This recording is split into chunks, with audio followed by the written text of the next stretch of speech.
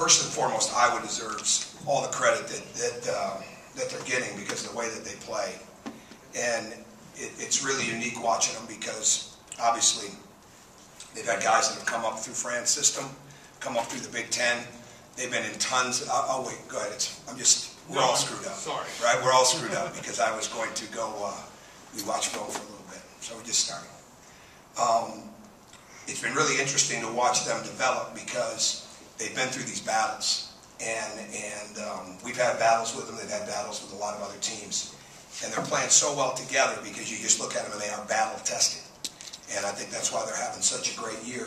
And aside from that, their length is really, really hard to deal with. There's a lot of things that are said about their team. I'm not sure there's enough said about how long they are, and they cover a lot of ground, and they don't overhelp. And they can mix defenses, whether it's the man-to-man, whether it's the zone, whether it's the press.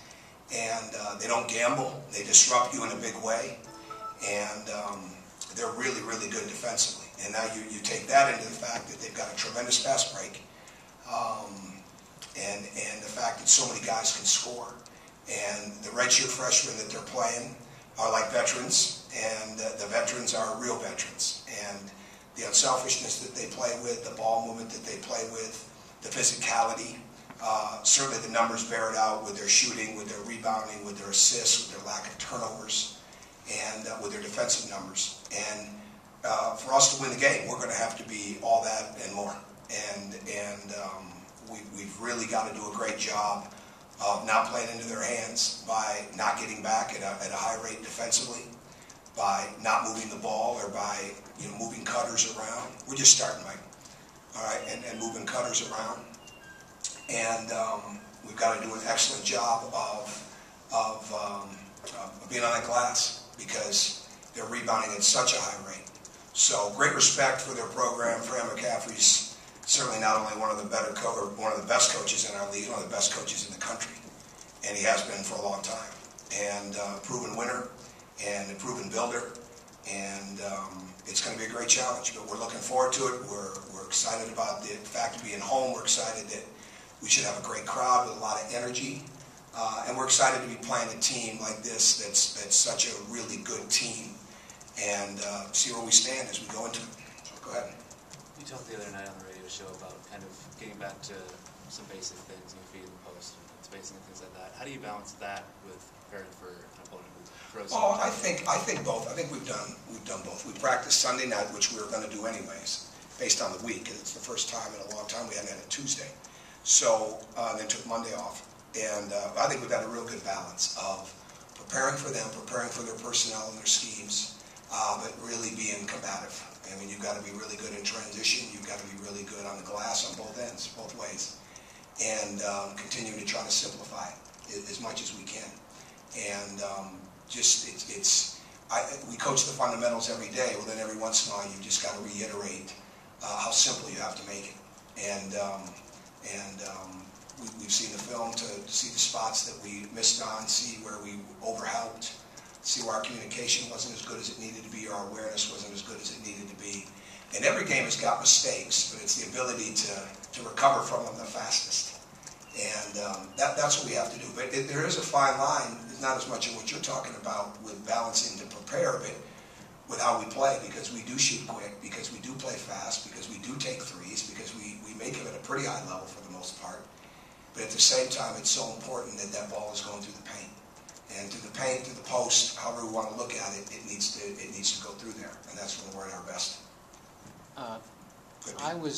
They don't always full court press, and they certainly don't press all the time, but when they do, it can be extremely effective. And maybe it's a little bit ties into what you mentioned about their length. What makes that three-quarter press so effective? Well, they're really tight in the middle, so they really make it hard for you to get it into the middle. And because of their length, they make it hard for you to skip. So you've got to reverse the ball. You've got to have really good angles, and you got to space the floor. I think the more people that come back to the ball, like any press, especially theirs, the more it plays into their hands. So it's like we constantly teach when somebody has the ball, keep moving away from it to create the long closeout in the half court. Well, it's really the same thing with full court offense. So to me, it's that, and then they sneak it in. They do a very good job of sneaking it in.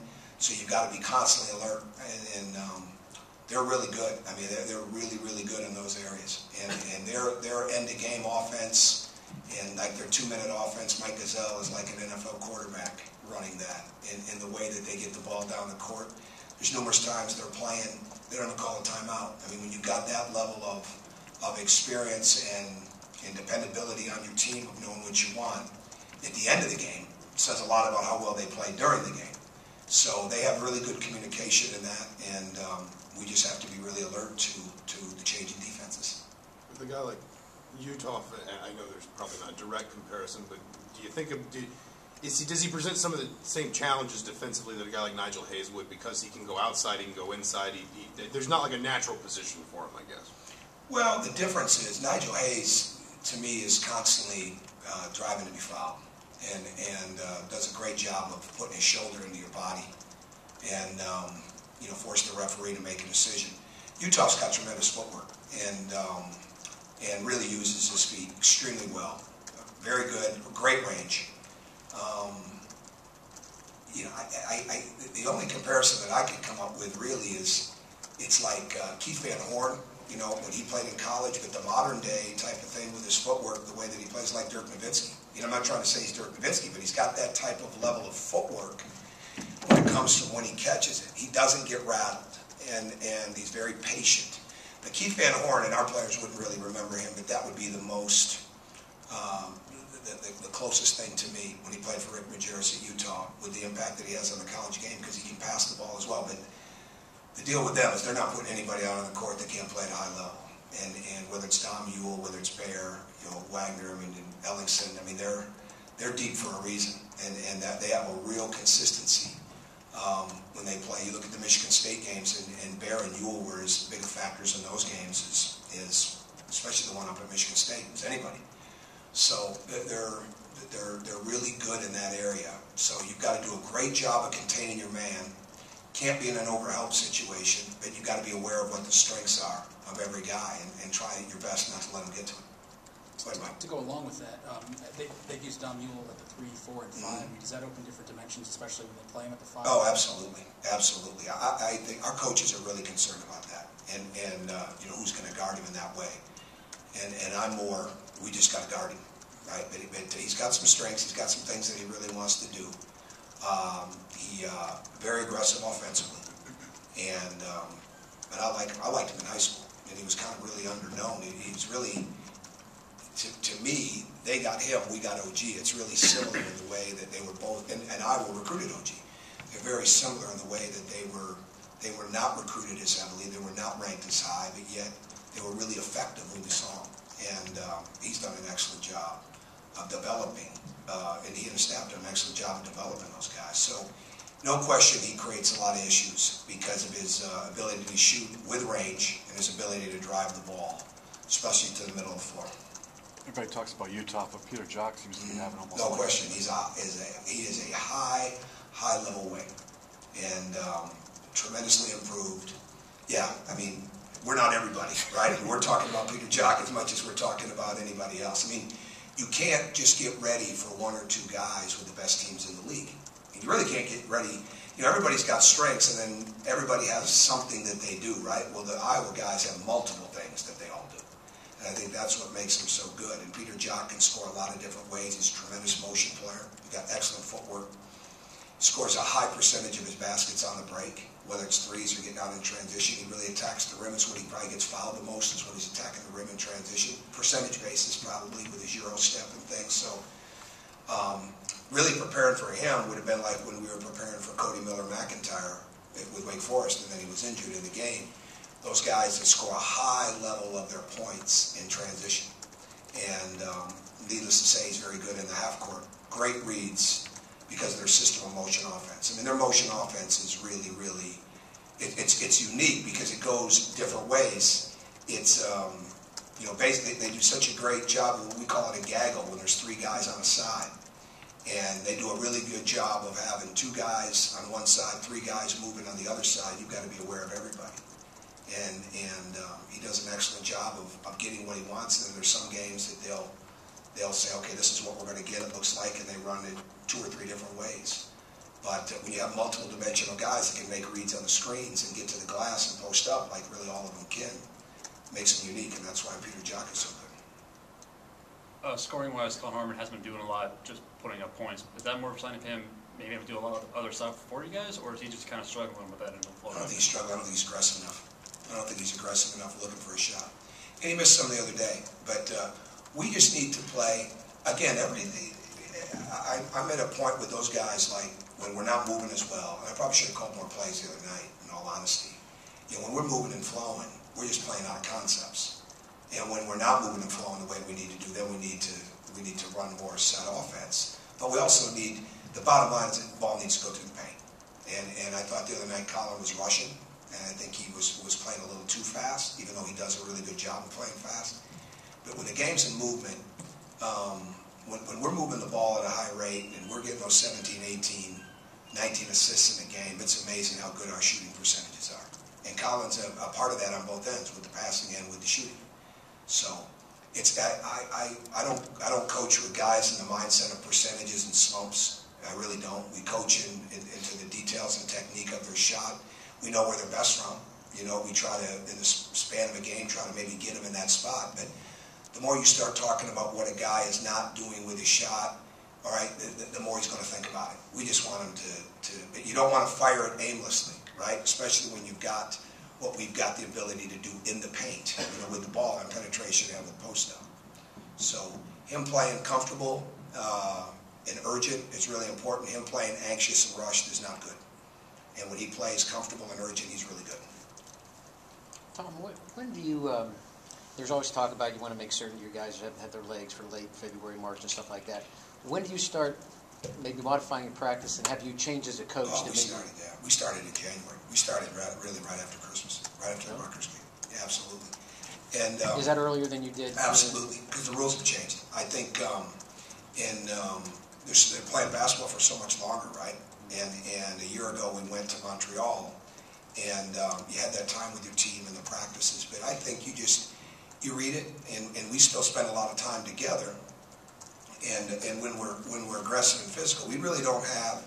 They know the difference between really being high throttle and being in a walkthrough, and we rarely mix them, right? It's either going to be one or the other. And then there's times for us to get into the walkthrough part of it. But we've really, I've changed a lot, and I think it's all a matter of reading your team. And if I didn't think we were full of energy, or sometimes it's the mental part, and I think as a coach you've got to read that as well. You know, because going back to early December, and the defense was being crushed, which I understood, but I didn't think we were very good offensively. And we come out of the Moorhead game, and we're getting ready to play IPFW. And if there was ever a time to think our team was tired, it would have been then. Because we had all the Maui and Duke and all the negativity, and played Moorhead, all that kind of stuff. And we watched film in the afternoon rather than come on for the walkthrough. And we walked through maybe like 10 minutes, right? But we put on film of how slow our offense was, and how slow our break was. And lo and behold, Yogi gets 38 and 10 assists that night. And if there was a guy that was going to be tired, it probably would have been Yogi. So my point is, you've got to gauge it constantly. You've got to gauge the physical. You've got to gauge the mental. Sometimes you take some chances, and our break was at another level that night. And I think it doesn't matter who they are. They're young people. I have NBA friends that would probably say the same thing about their guys, and they're adults and professionals. You have to keep reminding people what they can do, right? And sometimes you have to remind them what we need to practice and what we need to do in the game. And we're going to be obsessed with getting them better in practice, but we want to play to our strengths in the game. And sometimes you have to remind them what those are. And it's like anything else. The other night we weren't reminding each other enough in that game about what we needed to do. We got caught in some overhelps, and especially late in the game. And we didn't understand what the game was giving us. We were in the bonus at the 12-plus minute mark, and the ball needed to go through the paint a lot more. That doesn't mean it's going to be scored in the paint. It just means that it has to go in the paint. And that's where we've got to be better. So I think this team will get better. I mean, I know, we're in the part of the schedule that the computer gave us, right? I mean, it is what it is. We pick our non-leagues, we don't pick our leagues. So it is what it is. Obviously, TV's got a lot to do with that, but we're excited for it, and I think we're going to keep getting better. I guess to maybe a little bit along those lines, I think you talked on the radio show about good competitive spirited practices. Is this at the same time a team that maybe understands how to make sure that in trying to really use a Penn State loss, for example, as motivation, that it doesn't overdo it and maybe push itself too hard? Oh, I think so. Yeah, I think so.